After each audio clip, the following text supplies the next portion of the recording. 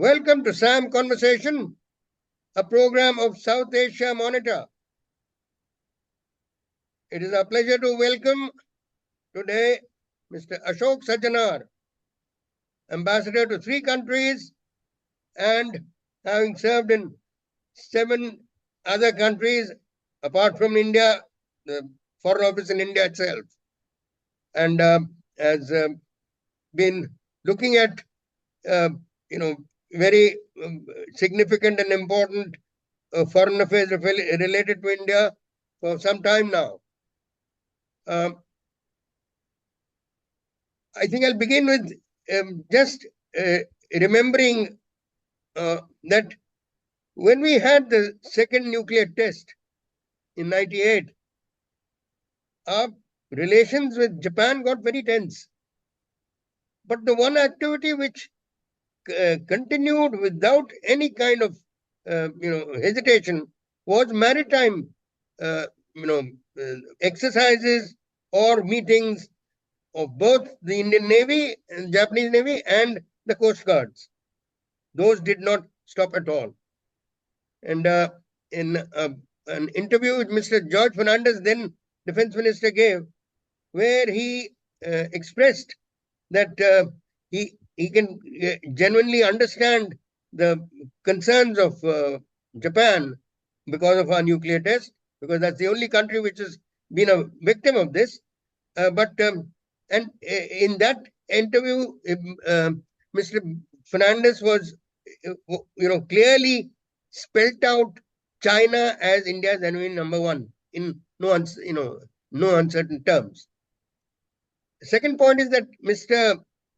Shinzo Abe, when just after he began his second term in 2012, in an op-ed which he wrote, reportedly brought out that the South China Sea is like Lake Beijing for China. They consider it their personal lake, and I think what we need is a diamond. And the diamond that he stated was of 4 countries: India, US, Japan, and Australia.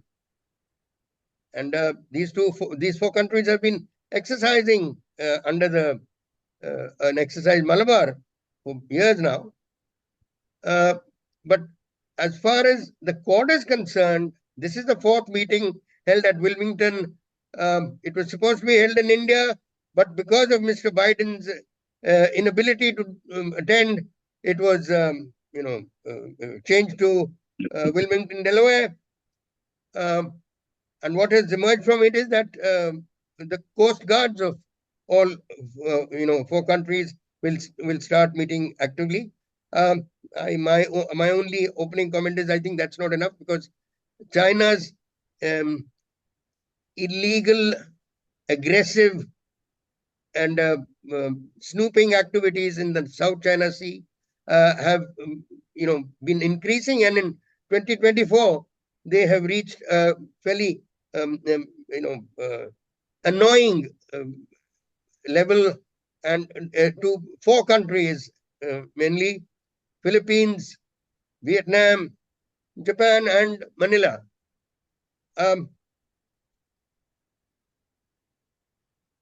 Mr. Sajjanhar, I request you to. There are about the 3 questions that I have, but any opening remarks that you have? Well, thank you very much, Colonel Bhat. Thank you for the invitation to join you on this video conversation, and I'm delighted to be here. And I think the subject that you have chosen is a very important one, because we have seen that this gathering of 4 countries, it initially started, today in 2024, we are celebrating the 20 years of that. It started in the wake of the tsunami in December of 2004, when all these countries impromptu got together to basically provide humanitarian assistance and disaster relief to all the countries that had been affected by it. So we are really marking 20 years of that. But after that, we had, you have referred to Prime Minister Shinzo Abe of Japan. So when he had come to India in 2007, and he was addressing the joint session of the Indian Parliament, then he had referred to the confluence of the two seas, that is Indian and Pacific Ocean, that there was a synergistic meeting between these two bodies of waters, and getting them separated was artificial. And we should again start looking at both of these oceans as one continuous body of water, as it has been for millennia before that, before the colonization of the countries in the region and before the arrival of the Europeans. That is what happened. So that is what led to the first meeting of the Quadrilateral Security Dialogue. But then we know what happened as far as Mr. Kevin Rudd of Australia. He came to power in Canberra, and he was pressured upon by China not to continue with this, because China thought that this grouping was an anti-China body. So it went into a limbo, it went on a back burner. And then in 2017, we had in November 2017, on the sidelines of the East Asia Summit in Manila, Philippines, President Trump proposed the revival of the Quad.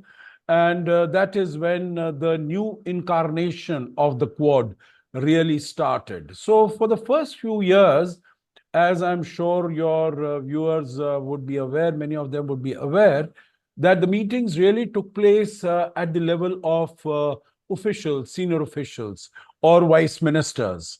Till about 2019, after about till 2 years, the first meeting of the foreign ministers took place on the sidelines of the UN General Assembly in September of 2019. So that was the first ministerial meeting. But then, since it was not a standalone meeting, it was on the sidelines of the UNGA, so nothing much was really done. And the first regular ministerial meeting took place, if my memory serves me correctly, on the 6th of October in 2020 in Tokyo. Now, I'm sure your viewers would be aware that that was the thick of COVID. And so the fact that all the four ministers, or rather three ministers from India, US, and Australia, decided to make this journey to Tokyo during the most severe time of the COVID, that means it was their commitment and determination to take this partnership forward. And, I recall that, the foreign minister of Australia, when she went back from Tokyo after the meeting, she had to be quarantined for 2 weeks, because that is what the protocol was, after COVID, that if you're traveling out, you have to come back. And she quarantined herself. So this is just to demonstrate that these countries were very committed as far as taking the Quad initiative forward. But I think the upgradation, both in terms of level as well as in terms of agenda activity, we were able to see once President Biden took office in January of 2021. He, in fact, hit the ground running. There were some doubts that, when Mr. Trump had come to office in 2017, he had done away with many of the initiatives that President Barack Obama had taken, like the Trans-Pacific Partnership Agreement, like the Paris Accord on climate change, like the Iran nuclear deal, etc. So it was thought that maybe President Biden also, since the revival of Quad in 2017 was a Trump initiative, that he also might put it to the side. But President Biden behaved in a very statesman-like manner. He not only adopted the Quad as his own initiative, but he raised it many rungs higher.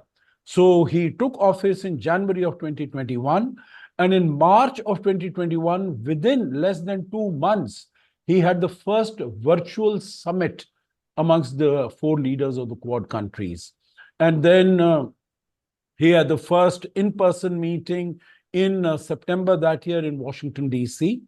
Just to give you the timeline of that, the second in-person summit took place in Tokyo, in Japan. There was a virtual summit that took place just after Mr. Putin invaded Ukraine. The rationale, the reason for that was because Mr. Biden wanted to send out a message that although the attention of the United States might be taken up, might be diverted towards the conflict that has quite unexpectedly appeared in Europe, that is between Russia and Ukraine. But still, the United States continued to be committed towards taking the Quad forward. So we had the second summit, in-person summit in Tokyo, May 22. The third in-person summit in Hiroshima, also in Japan, because it was to be held in Sydney. But at the last minute, Mr. Biden was not able to go to Sydney. So he was in Hiroshima for a G7 summit. So it was decided by the leaders to have the third Quad summit, in-person summit in Hiroshima. That took place last year in May. Now, this year, it was the turn of India. But it became clear, as you said, that Mr. Biden, because of his other commitments and engagements with respect to the elections, he would not be able to travel to India. So the United States requested India to give up its turn and provide it to the United States, and that was done. And on the 21st, then we had the fourth in-person summit. Now, very quickly, if I may also add, Colonel Bhat, with your permission, that the raison d'etre of all these four countries coming together was the expansionist policies of China. Now, China might not be mentioned by name in so many words, but there are all these very many references to China right from the first summit leaders' declaration in 2021 and all through. Because what are they talking about? What is the basic fundamental premise on which all these declarations are based? Number one, that there should be a free and open Indo-Pacific, particularly as far as the South China Sea is concerned. Number two, free, open, as our Prime Minister said, that it should be free, open, it should be inclusive and prosperous. Number two, there should be freedom of navigation, because these are global commons. These are common waters, particularly South China Sea, East China Sea, Taiwan Straits, etc. These are global commons. So there should be freedom of navigation and freedom of overflights. Now, China has been, marked a 9-9 in the South China Sea, thereby claiming 90% of the area of South China Sea. Now, South China Sea is 3.9 million square kilometers. And China wants all of that basically because it is very rich in oil, it is very rich in gas, it is very rich in fisheries, it is very rich in minerals. So it wants all that. And also strategically, it wants to control this so that its access, because it gets all its energy from the Middle East. So there are all these choke points, whether it is the Malacca Straits or the Sunda and the Lombok Straits, that it would be able to control those areas, or at least get near those areas. Its first island chain, it would not be inhibited by that. So right from the beginning, in the Quad, discussions have been on ensuring maritime domain awareness. That is a very important element. And the countries have been expressing very serious concern at the fact that there is there are very dangerous maneuvers that are taking place in the South China Sea, because against the vessels of Vietnam, of Philippines, of Malaysia, Chinese vessels have been carrying out these dangerous maneuvers against them. Also, they have been occupying these islands which belong to other countries, whether it is the Paracel Islands, Spratly Islands, Scarborough Shoal, Mischief Atoll, all of these, they belong to other countries under the UN Convention on Law of the Sea. And the last point that I would like to make is that it is creating artificial islands in that area and it is militarizing them. So the Quad basically is standing against all these activities of China. Thank you, Mr. Sajjanhar. Some very important points which you brought out. Is this creation of islands is a very alarming. They've converted coral reefs. They've filled up coral reefs with, I think, a powdered coral or something like that. Spratlys, Parcel. 3 of them at least have been heavily militarized. 3 out of a number of them which have been created. And where this at will entering any territories waters, and illegal fishing is one of them. There's a the PLA Navy has its own vessels, disguised. They're part of the PLA Navy. They don't look like a naval vessel, but they look like fishing vessels, but they're fairly well armed. Not overtly. They do a lot of illegal fishing, and they go and deposit their catches in motherships, which are like small mobile islands.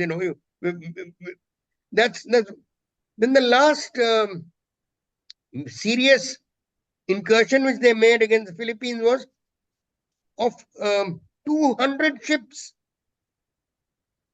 From March 21 till November 22. This was a very major crisis, and it's a kind of which in the Hindi slang we can refer to as dadagiri. It's absolute. The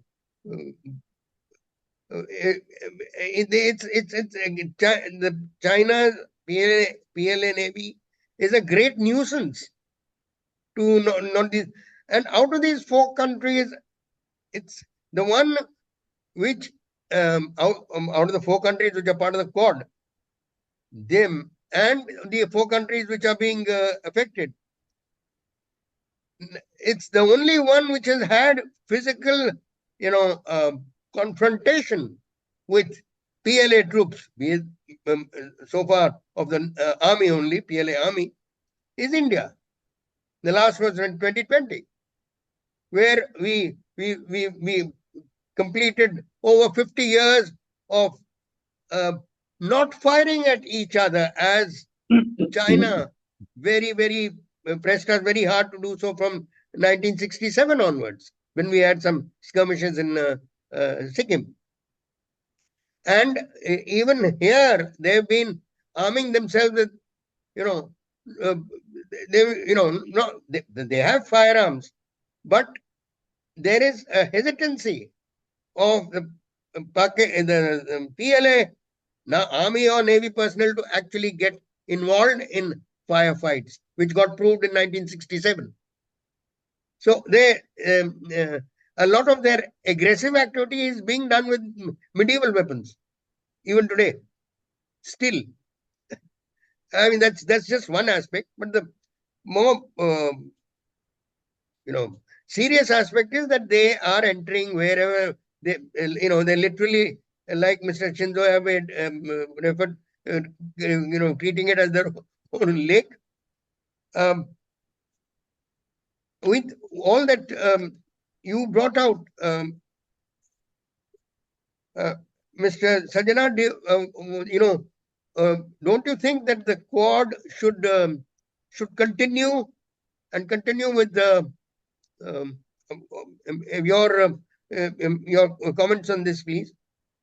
Yeah, just a couple of comments on what you have said. I think very valid points you have made. And basically, when the militarization has been happening, number one, Mr. Xi Jinping, when he had gone to Washington and met Obama in 2015, then he had committed to Obama that he's not going to militarize these islands. But surreptitiously, he's been doing that. And then when they have been caught and they have been charged with that, they have said that it is for defensive purposes. Now, defense against whom? Because they don't face any threat from anyone whatsoever. Number two, as I'm sure all your viewers, many of your viewers are aware, that China was taken to the Permanent Court of Arbitration at The Hague in 2013 for its nine-dash line, for its that, as you put it very rightly, that China wants to treat the South China Sea as its own personal pond of water. And so that is how they have put this nine-dash line, that anyone who wants to come into that, you have to seek our permission, etc. And all the islands and all the properties lying within it, they all belong to China. Now, this case was taken by Philippines to the Permanent Court of Arbitration, and the Permanent Court of Arbitration in July 2016 completely rejected China's claim.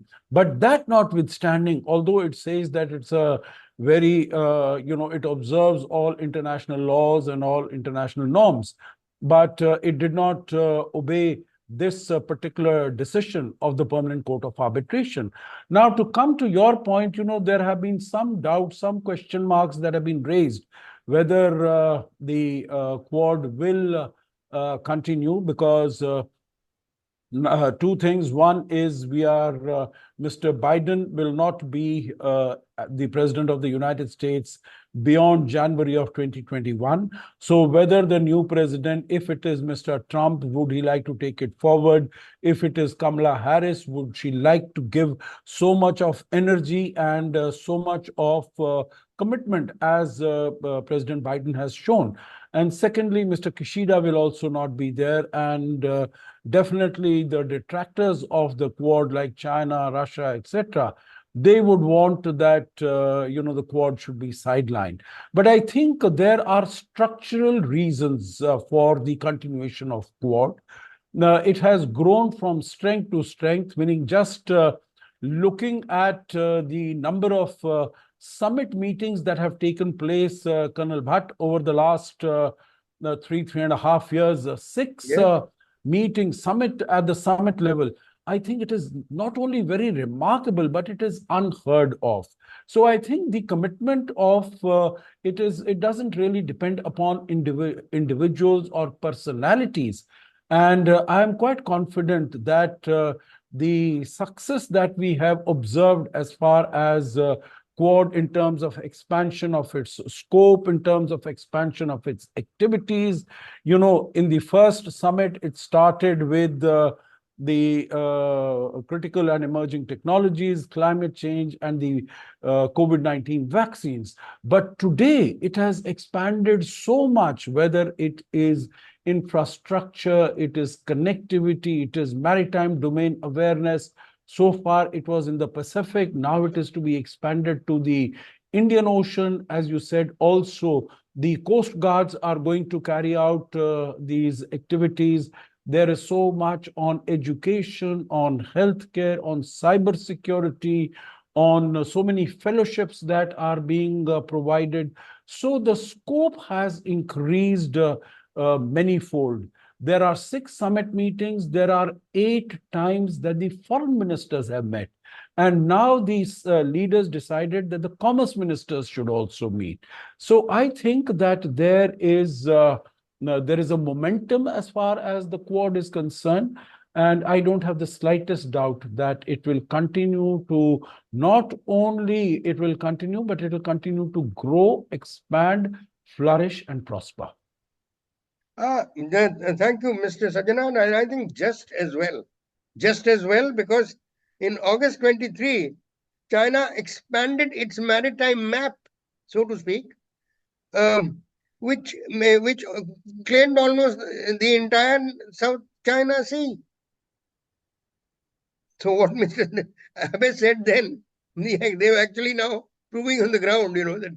And provocative naval and air patrolling has, increased, and it's reached a bit of a crescendo in 2024. So it's all the better that the Quad not just continues but gets strengthened, and I think becomes a little more assertive militarily.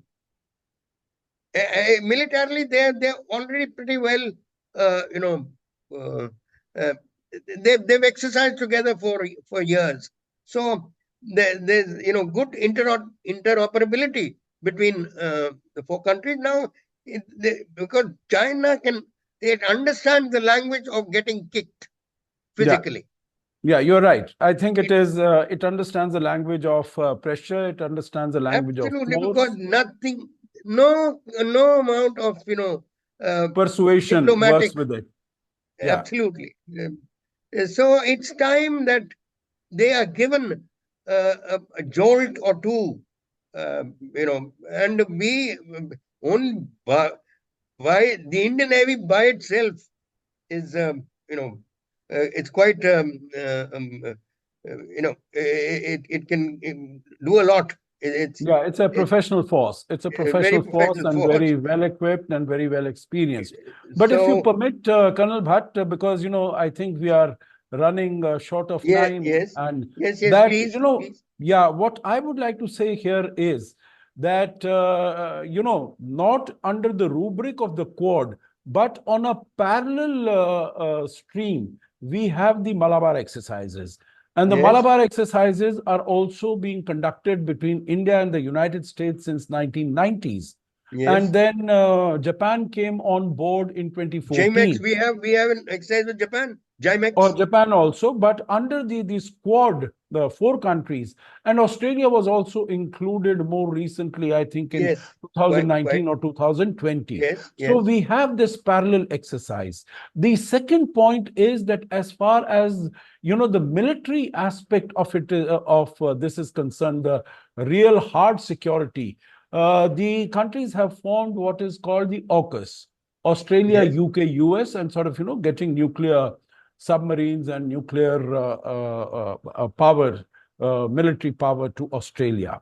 The reason why this Quad is being kept like this is because the countries in ASEAN, they don't want to take sides. They don't want that the whole area should get militarized, and they are forced to take sides between the United States and China, because United States they consider to be the big security provider.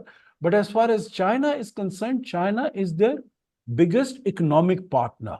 Whether it is trade or it is investment, it is China which has the is the number one partner, economic partner for them.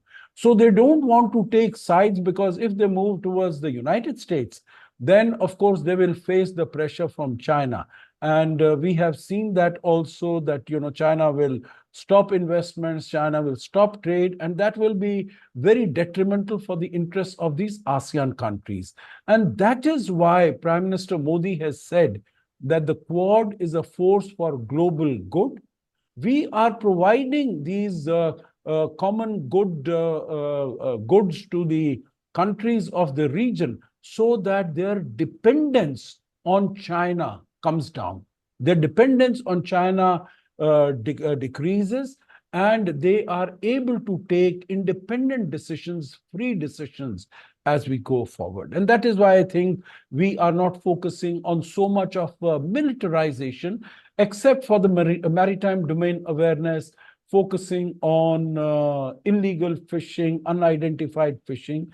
And of course, on technology, there is a big emphasis. Semiconductor supply chains, green technology, all these are being covered under the Quad. Thank you, Mr. Sajjanhar. there's more that we can dwell on, and it's a very important subject. But I think we'll end here, but with still a refrain that there at some stage, I think the way the Chinese PLA Navy has been behaving, not kick or two may not be may just do them some good, and all of us a lot of good. Thank you very much, Mr. Sajjanhar. All the best. Thank you very much. It's a pleasure to be with you on this platform. And I hope your viewers and listeners find this discussion interesting and useful. Thank you. All the very best to you.